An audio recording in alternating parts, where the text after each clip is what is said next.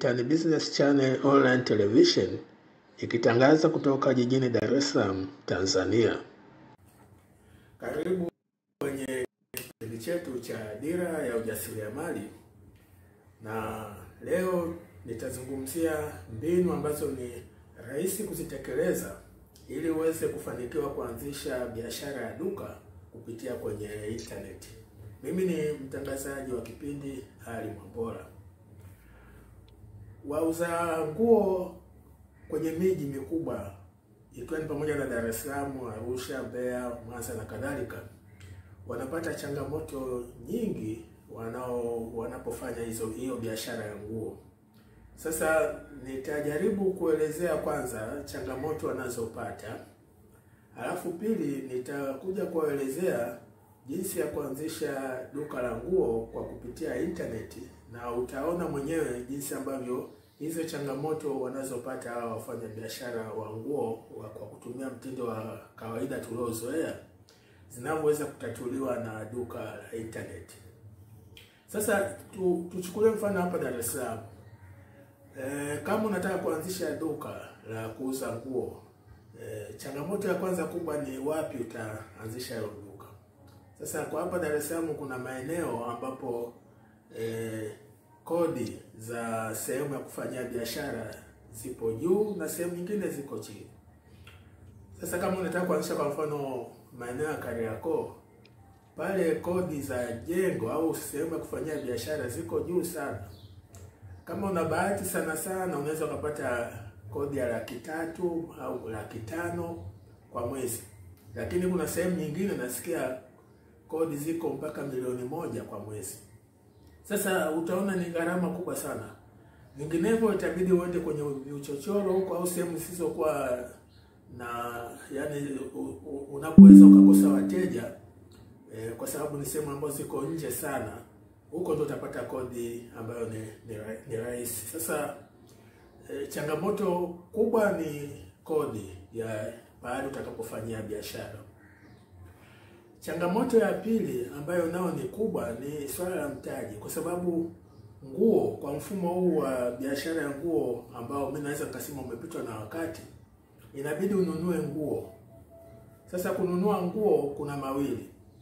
Moja, unakwenda kwa mawakala wakubwa wa nguo wanakuuzia, yani wanauza nguo za jumla, wanakuuzia nguo.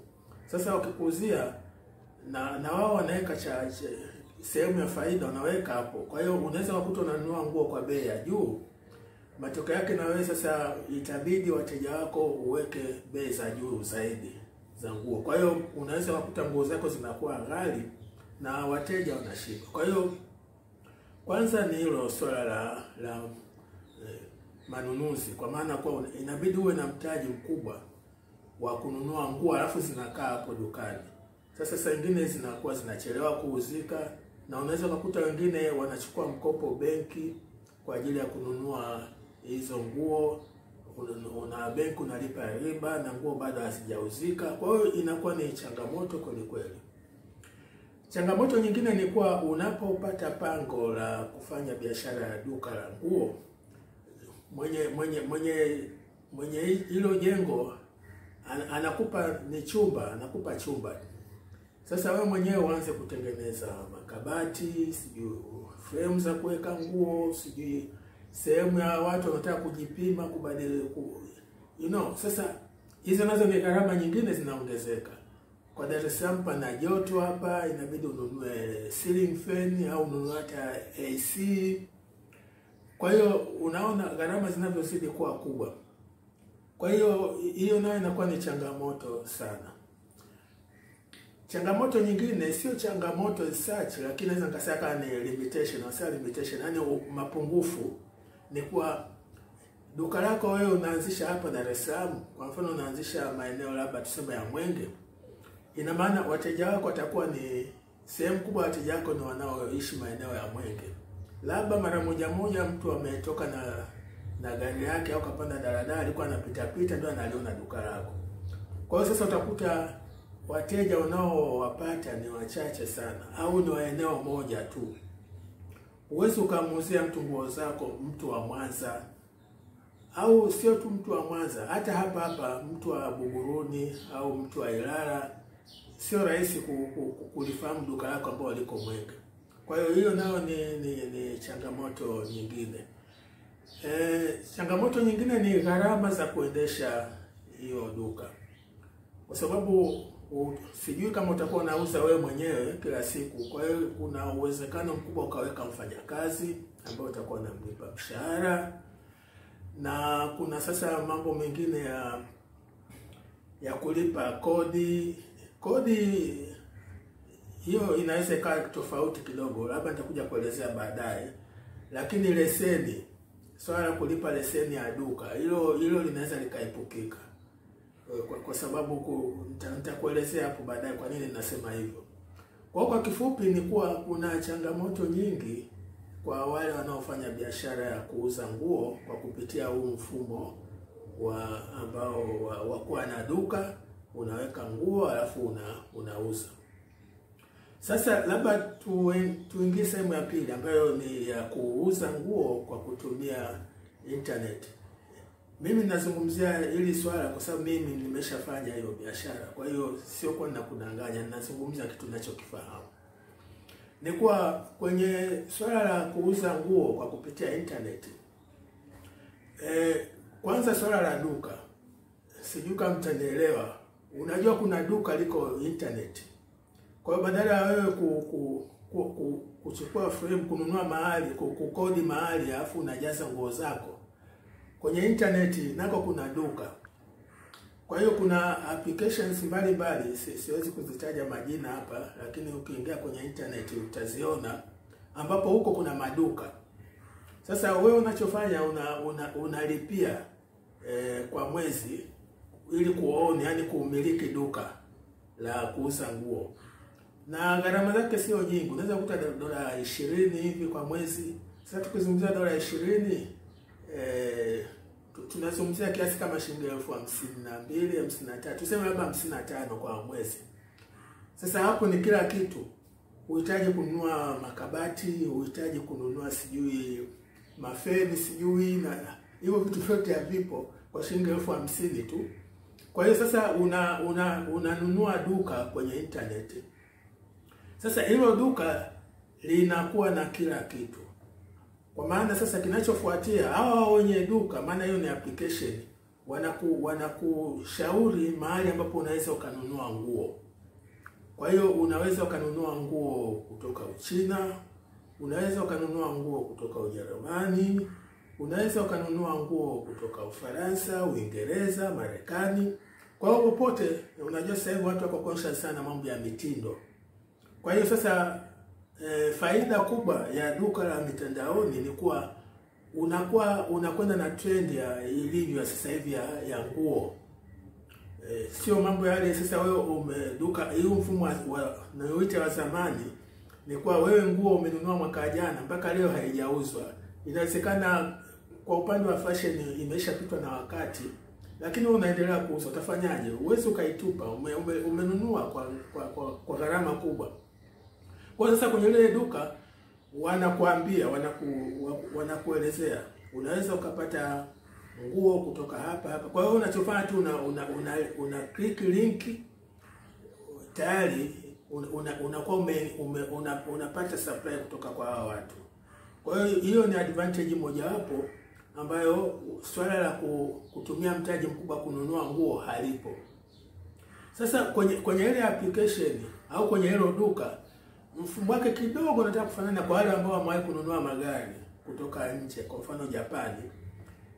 Ni kuwa tu unaingia kwenye mtandao na unajaza mle, kuna fomu maalum unajaza, alafu kisha unalipa fedha kwa kutumia mtandao, basi wanakuletea gari yako.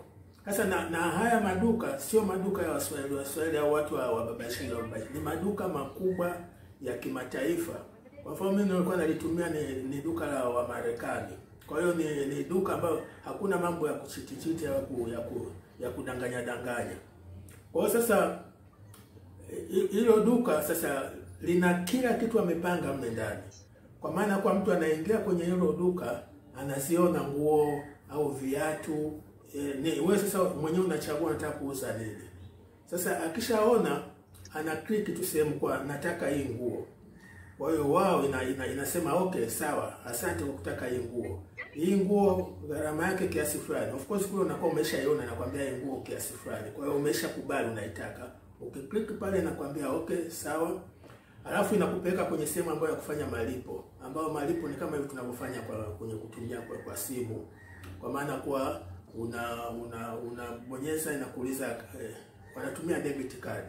Kwa hiyo kama una kadi ya debit unalipa kwa kutumia hiyo. Kwa hiyo unalipa, watakuuliza hiyo nguo yako au nguo zako kama unataka kununua nyingi, unataka ziletwe hapo Tanzania kwa njia gani? Sasa unaweza kusema zilete kwa labda kwa courier service, kwa maana kwa kampuni kama za DHL unasema, au unaweza kusema inawezekana umenunua mzigo mkubwa, unasema zije kwa ndege. Kwa hiyo huo mzigo utasafirishwa mpaka uwanja wa kimataifa wa ndege wa Julius Nyerere hapo. Kwa hiyo wewe unakwenda pale kuchukua nguo zako. Sasa unaona hiyo inasaidia mambo mengi sana. Tofauti na huu mfumo ulioko sasa hivi, kuna baadhi ya watu wanatoka hapo wanaenda mpaka China eti kwenda kununua nguo. Sasa magharama kiasi gani? Hebu fikiria.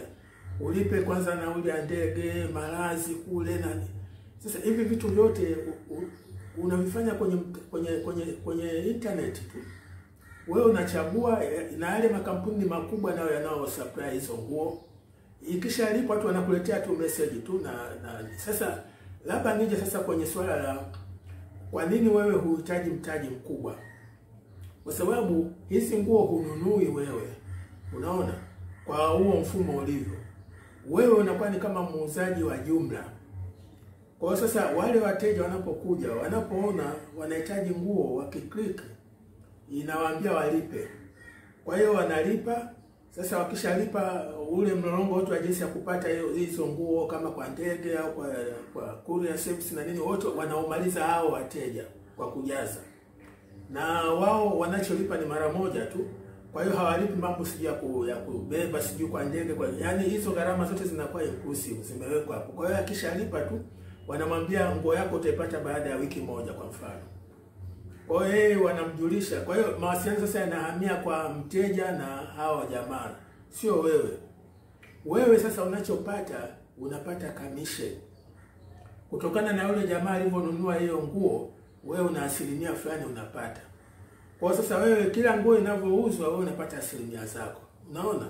Kwa hiyo huna tena zile shida za kusema nimenunua nguo zangu haziuziki, nimechukua mkopo benki, sasa itakuwaje? Kwa hiyo ndio uzuri wa hii taratibu, kwa swala la kusema mtaji mkubwa kwa ajili ununue nguo, au pengine wewe unasafiri kwenda kuchukua nguo Uchina au Uingereza au wapi, halipo. Kwa hiyo unaiona hiyo faida ya kutumia duka la internet.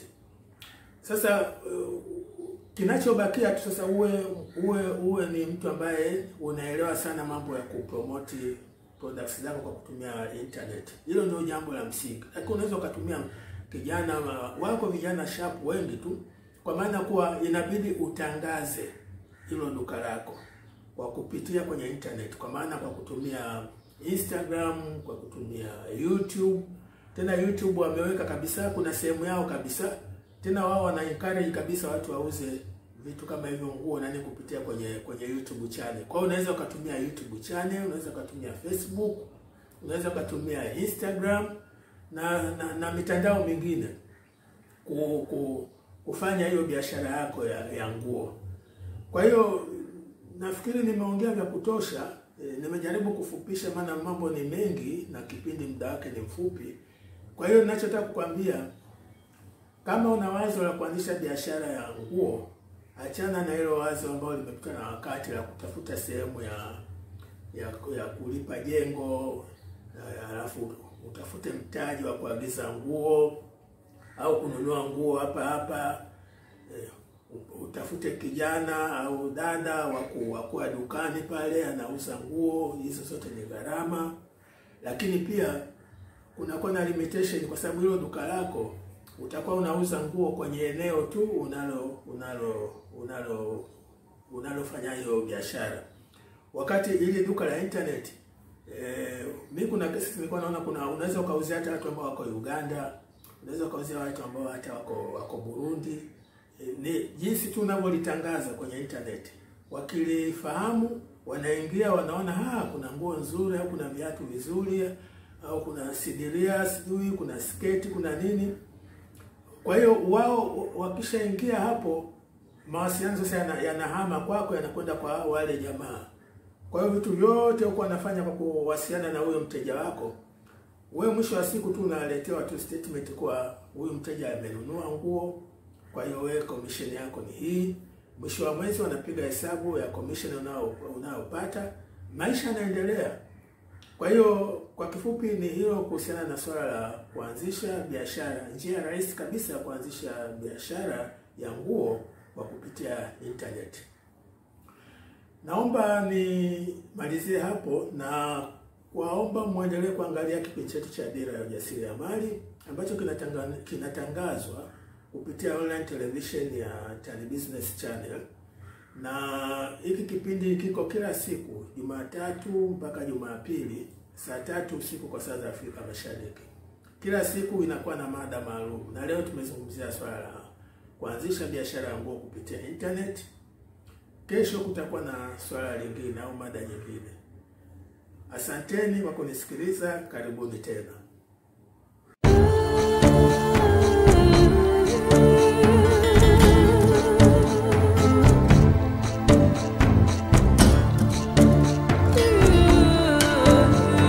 Hii ni Tan Business Channel online television ikitangaza kutoka jijini Dar es Salaam, Tanzania.